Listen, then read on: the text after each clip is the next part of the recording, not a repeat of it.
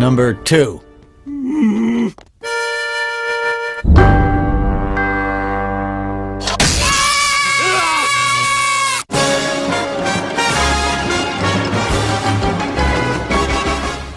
Well, welcome aboard. We're here at Oz Comic Con, and Maggie Roswell is joining us. How are you, Maggie? I'm fantastic.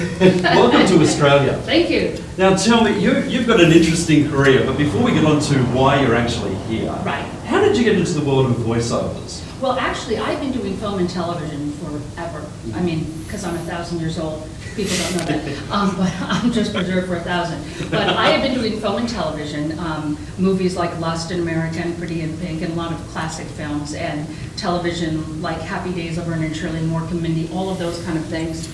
And then someone had heard my voice when I was starring with Tim Conway on the Tim Conway Show, and they said, wow, she's got like a thing in her voice. So there was a company that was Jack in the Box, and they had, my first thing I ever said on voiceover was, white meat. And I always loved that. And then when I started to do animation, it was just kind of, I was kind of getting into it, and everybody said, it's very tight, very hard to get into. So I was like, well, you know, it was hard to get into the business. I'm gonna try this. Yeah. So it was actually, I did an on-camera for the Tracy Ullman Show, and they asked me if I wanted to sing Leader of the Pack with Tracy Ullman, but it was Tracy Ullman and Dan Castellaneta, who was Homer, who I'd done a lot of improv with. And it was Clarence Clemens of the E Street Band and Carole King. And I went, you know what, I think I'm gonna do that. And then it was after that they said, would you like to do The Simpsons? I went, what is it? Is this a little cartoon show that's on Tracy Ullman? I guess so. And now, almost 30 years later, here I am. Here you are. you know, like when you think about icons, The Simpsons really did change the world because it's a cartoon that reflects, in many ways, the world that we live in Right. a comical way. Absolutely. I was talking to someone about that. They said, oh, I never let my kids watch The Simpsons. And I said, really? I said, that's wild. Because what Matt always does, Matt Groening, says that he likes to have it, that it's, you know, love your sister, love your mom. Like at the end, they said it's kind of like layers, Yes. you know, and so at the very end you realize they're saying, yeah, don't be a butthead, Bart, but all of a sudden on the bottom he's going, you know, I love you, Lisa, and there's always some sweetness, which I think a lot of the animation now, when people find it too edgy, they're just not getting a lot of the sweetness, you know. Does Homer reflect the world of corporatization in the fact that he just seems to go the opposite way, following the rules and regulations? Is that the typical American male, I suppose? Well, they don't like to think they are, but yes. Yeah. But it really is. I mean, it was actually created on a blue-collar character that they had. And he wanted it kind of like a Walter Matthau kind of a character when they first started, that he was like the odd couple, like the sloppy guy. But he's evolved, and especially because of Dan Castellaneta's performance, which is so good, and the writers, which are from another planet, they're so good. They really, really are amazing. So there's little things that we add, but the writers are so phenomenal. And Matt Groening has such a hand in everything, and James Brooks. Still, they, you know, people go, oh, they left it years ago. No, they are all the time. Their hands are in it. They really want it to stay as edgy and everything. And Matt also made all the characters yellow because he said, he goes, I am an equal opportunity offender. So he offends everyone. So when people go, oh, you just took a shot at me, you go, no, no, no, look, I shot at everybody. Yeah. Now, speaking of this big event coming up this weekend, Right, yes. the Oz Comic Con thing, what is it about these events that appeals to this generation of people that come to these events? And are you always amazed? I'm amazed. I am so excited when I'm there. And again, like The Simpsons, there's such a sweetness about Comic-Cons, about the fan base that comes, and for all the different things. If it's cosplay, if it's anime, you know, if they like the film stars, if they like the animation people, and everybody's always so respectful and so loving. You know, I mean, I know it sounds, that's kind of corny, but it really is such a wonderful environment, because you have families, you have people that just dress up and have worked on their costumes for a year till the next Comic-Con. There's some that go to different Comic-Cons all over. But I think Oz Comic-Con is pretty renowned as one of the biggest, you know, in Australia, and one of the, you know, just has an incredible fan base. So we were so excited to be invited to come here for this one, and so we're just like, oh boy. So we had to get over our jet lag so we could actually be present and not have like these pie eyes and people are talking to us. You know, it's funny, I work at a radio station which plays easy listening, and it's all, you know, you're on the radio, and thanks for joining us today. And I was telling some of the announcers that I'm doing this interview today with yourself, and it's about the Comic-Con thing. And they were all looking at me and they go, are you serious? I know. And I said, there's a cult out there that you just don't It realise. is incredible. We deal to a different demographic. That cult, it's so big, it does sway the way the world operates. And it does reflect the world in a very different way. It definitely reflects in a different way. I mean, I think that it's people that have their lives that are, you know, we used to call it the Budweiser people that work for the weekend, that's all I'm doing, you know, fine. This gives them this whole other world.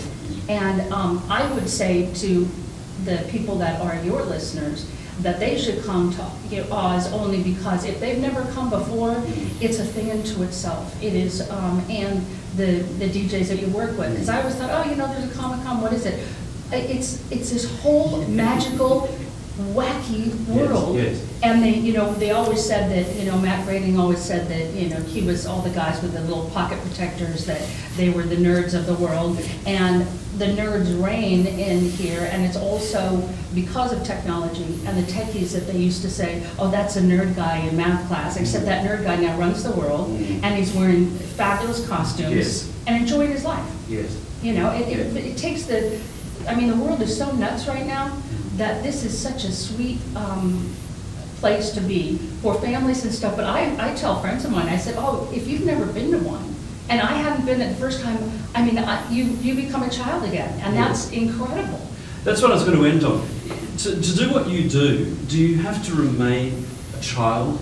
Do you think that's the secret to the success of anyone going into the world of business or finance or whatever, to remember what you were as a child? I think so. I think that there should be a sense of innocence about your life, and it's so hard. You can get so jaded in a heartbeat these days. But I think to not be jaded and to have your life, to be excited when you go to work, which for us, we're so lucky to, when we get to work, you get to go, what a great life. Yes. This is just fantastic. But it must be a blast going into work, and you're all standing there getting your scripts and things and talking about what you're going to be doing. You must have a lot of fun and laughter behind the scenes. Oh, we do. It's like... the outtakes would be fantastic. Oh, they're so funny. And all the characters, like watching Harry Shearer play, you watch people play two different characters at one time. Mr. Smithers and Mr. Burns, and how much Smithers is in love with Mr. Burns, and Mr. Burns never knows it. It's like all these little kind of tiny things, and they add so many things in the year that it takes us to actually do the show.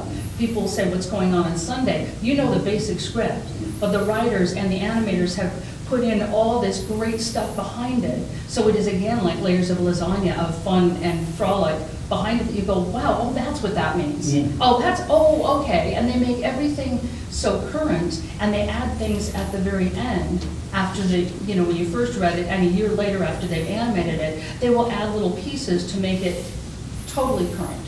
So it seems like they just did it yesterday when something's happening in life. Like they had something on the internet of Homer Simpson falling into Trump's hair. And and they had him going, as he was coming on the escalator, and he falls into Trump's hair. It's just that some of the stuff that they do is just innovative. Yeah. And it has to be out there for the audience, because they're also appealing to an adult audience. It's a cross-generational audience you appeal to. Oh, absolutely. Yeah. But they want to appeal to everybody, and I think the people that don't see the show or don't get it a lot of the times don't realize that it's kind of like the commedia dell'arte. They're making fun of everybody, and they're just doing it in a way that people can hear it, Now, finally, in character, your wonderful character, Yes. What would you like to say to your Oz Comic-Con fans out there that are coming on the weekend? Well, if I was Helen Lovejoy, I would say, oh my gosh, you've absolutely got to come. And Maude Flanders, sure, I'm dead, but I would say I'd come back from the dead for the Oz Comic-Con. And Miss Hoover's Lisa's teacher would say, listen, sit down and enjoy the Oz Comic-Con, do what you need to do. Luann Van Houten is still divorced, and she might find you there. Well, Maggie, thank you very much for joining us. I feel in many ways I'm on a radio play. You know, that great theatre world of radio plays. I was just thinking that's what it must be like behind the scenes for you. Oh, it definitely is, because everybody is improvising and laughing and having such a great time interacting. And I think that's the other thing, is that people don't realize in animation itself the strength of actors behind it. Like they go, oh, that's just a voice person when they say a voice. But it's so much acting behind all of that to have full-fledged characters. I mean, when they did Miss Hoover, for instance, they said, okay, Miss Hoover's going to be based on, remember that character that you did that walked up to the picture of Mr. Burns and said, he's bad, but he'll die. And they said, we're going to make a character based on that. And so I had to create this whole character based on, he's bad, but he'll die. Well, there you go. There's a lady that's living her dream. Thank you very much, Maggie. Thank you so much. Thank you very much. And we'll see Maggie and all the other wonderful people down here at Oz Comic Con over the weekend right here at Darling Harbour around Sydney. You've got to come out to the event. And for more details, look at our website.